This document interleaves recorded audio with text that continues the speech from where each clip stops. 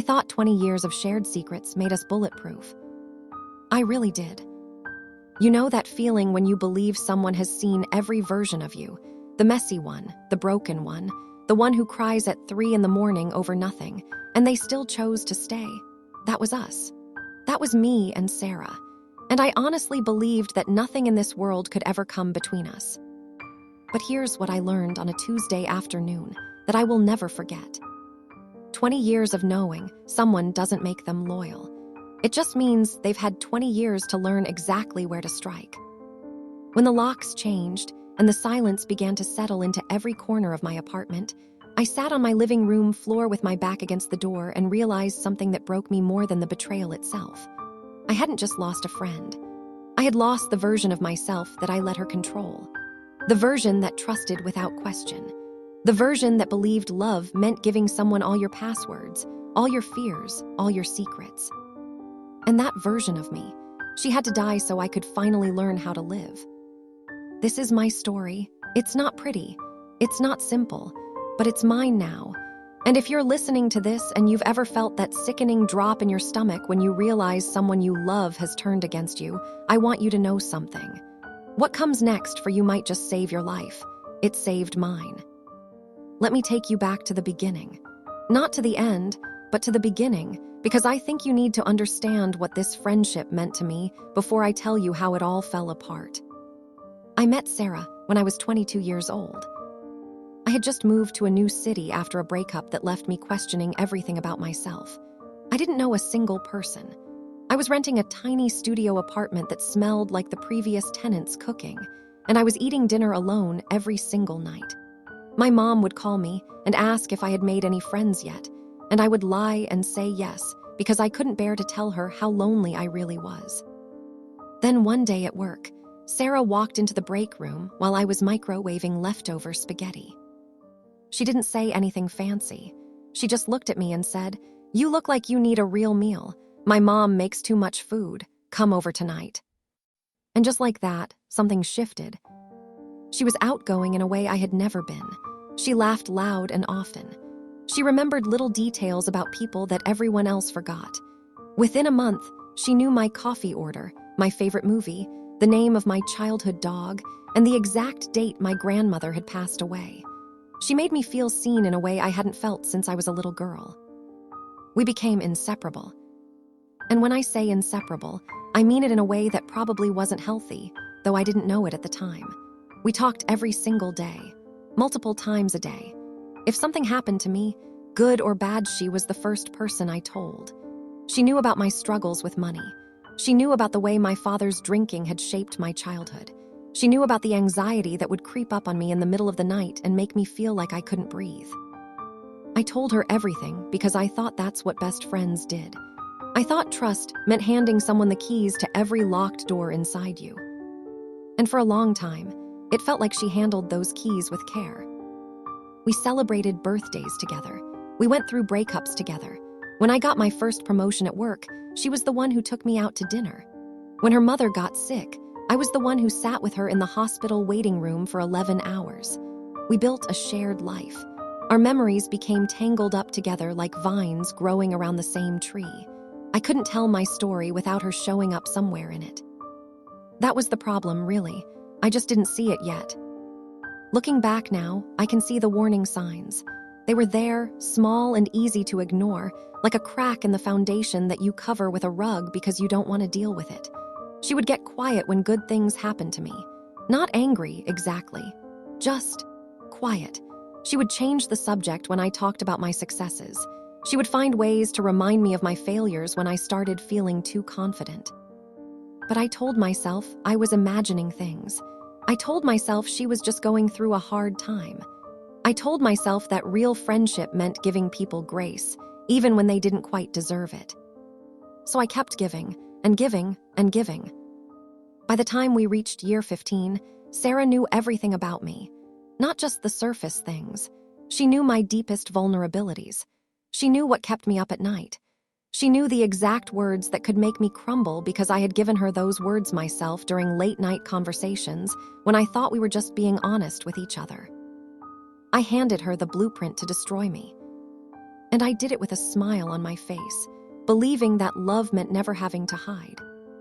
The trouble started slowly, the way most disasters do.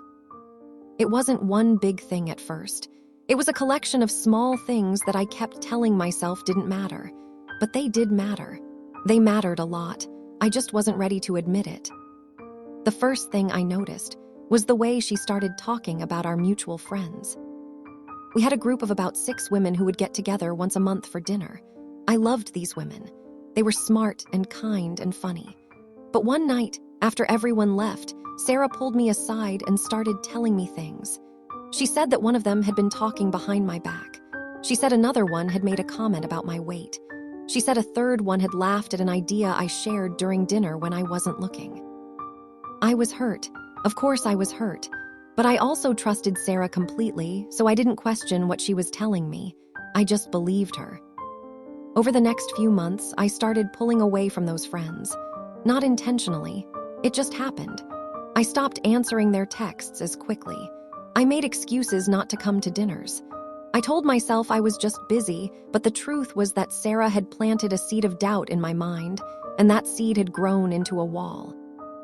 I didn't know it then, but she was isolating me. Slowly, carefully, in a way that I couldn't see because it looked like protection. She was the only one I could trust, she told me. Everyone else had an agenda. Everyone else was jealous. Everyone else would hurt me if I let them. And I believed her because she was my best friend. Because she had known me for 15 years. Because she had seen me at my worst and stayed. Then the comments started getting sharper. Not mean exactly, just pointed. She would say things like, "You're so lucky you have me. No one else would put up with your anxiety." Or, "I'm the only one who tells you the truth." Other people just let you embarrass yourself. Or, "You know, before you met me, you were kind of a mess. I really helped you become who you are today." I would laugh it off. I would tell myself she was just being honest. I would remind myself that she had been there for me through so much, and maybe I owed her some patience when she said things that stung a little. But the sting didn't go away. It just built up, layer after layer, until I couldn't remember what it felt like to not have that small ache in my chest when I was around her. The breaking point started with my job. I had been working at the same company for 12 years. I had worked hard. I had put in late nights and early mornings. And finally, after years of waiting, I was being considered for a leadership position. It was everything I had dreamed about. It meant more money, more security, more respect. It meant my father could finally stop worrying about me. It meant I could buy a small house instead of renting an apartment. I was terrified and excited at the same time. And the first person I told was Sarah. She was quiet on the phone for a moment. Then she said, "Are you sure you can handle that? You know how stressed you get. I don't want to see you burn out." I told her I could handle it. I told her I had been waiting for this chance for years. I told her I needed her to be happy for me. And she said she was happy for me, but her voice didn't sound happy. It sounded tight. It sounded like she was chewing on something sour. I chose to ignore it. Over the next few weeks, as I prepared for the final interview, Sarah started acting strange. She would cancel our plans at the last minute. She would take hours to respond to my texts when she used to respond immediately. She would say she was busy with her own stuff and didn't have time to talk about my work drama. I tried to be understanding. I told myself she was going through something and I needed to give her space. I told myself that real friendship wasn't about keeping score. But then the interview came. And I got the job. I remember calling Sarah from my car in the parking lot, shaking with excitement. I couldn't wait to tell her. I couldn't wait to hear her scream with joy the way I had screamed for her when she got her promotion 3 years earlier. But she didn't scream. She said, "That's great," in a flat voice.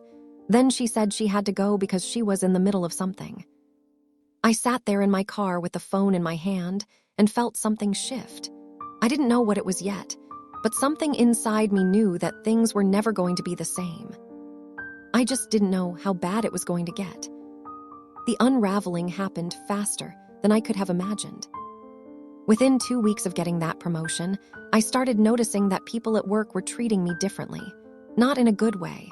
Colleagues who used to smile at me in the hallway started looking away. People who used to invite me to lunch stopped including me. There were whispers when I walked past. There were glances that felt heavy with something I couldn't name. I didn't understand what was happening. Then my boss called me into his office. He sat me down and told me that someone had sent an anonymous email to Human Resources. The email contained screenshots of text messages I had supposedly sent. Messages that were unprofessional. Messages that were inappropriate. Messages that made me look like someone I was not. I stared at him in complete shock. I asked to see the screenshots, and when he showed them to me, my heart stopped. Those were my words, sort of. They were things I had said, but not like that. They were private conversations taken completely out of context.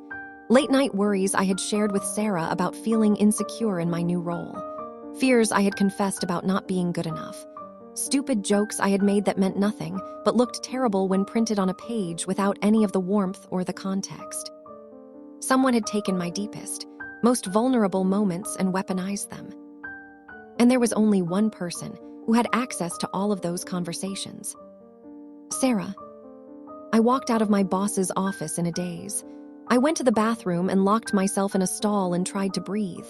My hands were shaking. My heart was pounding so hard I could feel it in my throat. I kept telling myself there had to be another explanation. There had to be. Sarah was my best friend. She wouldn't do this to me. She couldn't. I called her. She didn't answer. I texted her. She didn't respond. I drove to her house that night. I stood on her doorstep and knocked until my knuckles hurt. She finally opened the door, and I will never forget the look on her face. It wasn't guilt. It wasn't shame. It was annoyance. Like I was a door-to-door salesperson who had interrupted her evening. I asked her if she had sent those screenshots to HR. She looked me right in the eyes and said, "I was just being honest. You weren't ready for that job. Someone had to say something." I couldn't speak. I literally could not form words. I stood there on her doorstep while the person I had loved for 20 years stood on the other side and acted like she had done me a favor. Then she closed the door. And I stood there in the dark, alone. The investigation at work took 3 weeks. During that time, I was put on administrative leave. I sat in my apartment every day, waiting for the phone to ring, waiting for someone to tell me what was going to happen to my career. I couldn't eat. I couldn't sleep. I just kept replaying every conversation I had ever had with Sarah, trying to find the moment when everything went wrong. But there wasn't one moment. That was the thing. There were thousands of small moments, and I had ignored every single one of them because I didn't want to believe that someone I loved could hurt me on purpose. The company eventually cleared me. They determined that the screenshots had been taken out of context and that I had not violated any policies. But the damage was done. My reputation was stained. People looked at me differently. The promotion that was supposed to be my dream became a daily reminder of how easily trust can be destroyed. I kept my job, but I lost something I didn't know how to name. A few weeks later, I changed the locks on my apartment. Not because Sarah had a key. She didn't. But because I needed to feel like I had control over something. I needed to feel like there was one door in my life that she couldn't walk through. And then the silence began. No more good morning texts. No more sharing funny videos at midnight. No more inside jokes. No more someone who knew exactly what I was thinking before I said it. Just silence. Heavy and loud and everywhere. I didn't know what to do with myself. I had spent 20 years building a life that was tangled up with hers. Our friends were mostly the same people. Our routines were built around each other. My entire identity had been shaped by this friendship, and without it, I didn't know who I was anymore. I would catch myself reaching for my phone to tell her something, and then I would remember. I would see something at the grocery store that she would have loved, and then I would remember. I would hear a song that we used to sing together, and then I would remember. The silence was everywhere, and for a long time, I thought it was going to kill me. But here's the thing about hitting rock bottom. You can't go any lower, and that means the only direction left is up. It took me months to understand that. Months of crying in the shower, months of not sleeping, Months of wondering what I had done wrong and why I hadn't been enough and how I could have been so blind. I blamed myself. I blamed her. I blamed the universe for being so cruel. I went through every stage of grief, sometimes all in one afternoon, and none of it made me feel any better. Then one night, I was sitting on my living room floor, the same floor where I had sat after changing the locks, and I had a thought that changed everything. I asked myself a question. Who was I before Sarah? I closed my eyes and tried to remember. I thought about the 22-year-old girl who had moved to a new city with nothing but a suitcase and a dream. I thought about the way she used to laugh before someone told her her laugh was too loud. I thought about the clothes she used to wear before someone told her they weren't flattering. I thought about the opinions she used to have before someone told her they were wrong. And I realized something that broke me open in a completely different way. I had given Sarah so much of myself that I couldn't remember where I ended and she began. Her voice had become my inner voice. Her opinions had become my opinions. Her judgments had become my judgments. I had handed her the keys to every locked door inside me, and somewhere along the way, she had started rearranging the furniture. I wasn't just grieving a friendship. I was grieving the person I used to be. That realization was painful, but it was also freeing. Because if I had lost myself in that friendship, that meant I could find myself again. Not the person Sarah wanted me to be, not the person I became to keep her happy, but the person I was before I ever met her, the person I was meant to become. So I started small. I started by making a list of things I liked, not things Sarah liked, not things we liked together, things I liked, just me. It felt ridiculous at first. I was a grown woman writing down that I liked rainy afternoons and old movies and the smell of bread baking. But I kept going. I added to the list every day. Music I had stopped listening to because she said it was weird. Foods I had stopped eating because she said they were boring. Dreams I had stopped pursuing because she said they were unrealistic. Slowly, over weeks and months, I started to remember who I was. I also started the painful process of cleaning up my life. Not just physically, though I did rearrange my apartment so it didn't look the same anymore. I cleaned up my digital life too. I changed all my passwords. I went through my phone and deleted years of text messages. I unfollowed her on every social media platform. I blocked her number. I told our mutual friends that I needed space, and I was surprised to find that many of them understood. Some of them even told me that she had done similar things to them. I wasn't the first person she had hurt. I was just the last one willing to walk away. That was hard to hear, but it also helped me stop blaming myself. The hardest part was learning to trust again. I don't mean trust other people. That came later, and honestly, it's still a work in progress. I mean trust myself, trust my own judgment, trust that little voice inside me that had been trying to warn me for years while I ignored it. I had to learn that my gut feelings weren't just anxiety. They weren't just me being paranoid. They were real signals, and I needed to start listening to them. I started small there too. I started paying attention to how people made me feel. Not what they said, not what they did, just how they made me feel. If someone left me feeling drained or small or confused, I paid attention to that. I didn't cut them out of my life immediately, but I stopped ignoring the warning signs. I stopped telling myself I was imagining things. I stopped making excuses for people who made me feel bad about myself. It took a long time. I won't pretend it didn't. There were days when I wanted to call Sarah and pretend nothing had happened. There were days when I missed her so much that I couldn't breathe. There were days when I thought I had made a mistake and maybe I had been the problem all along.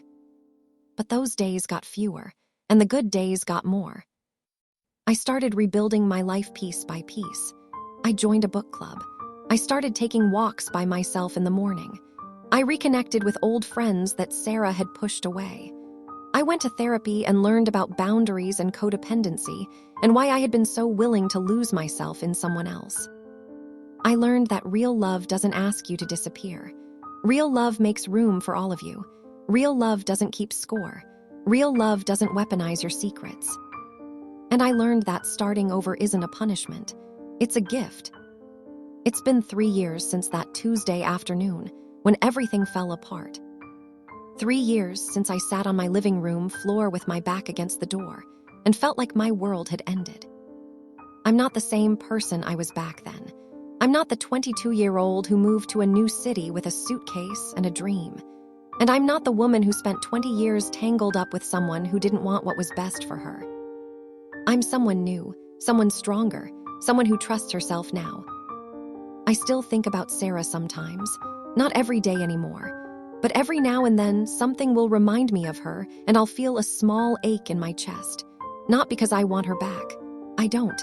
But because 20 years is a long time, and grief doesn't follow a straight line. I've made new friends since then. Good ones. The kind who celebrate my wins without secretly resenting them. The kind who tell me the truth without using it against me. The kind who make me feel like I'm enough, exactly as I am. I kept my job.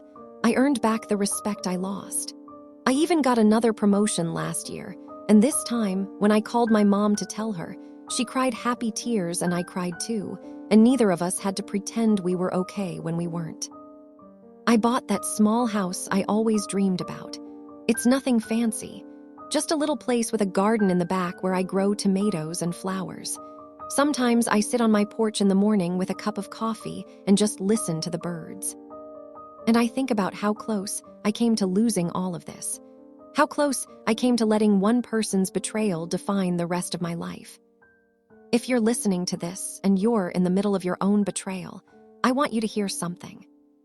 The silence after the locks change, it feels like it's going to swallow you whole. I know, I've been there.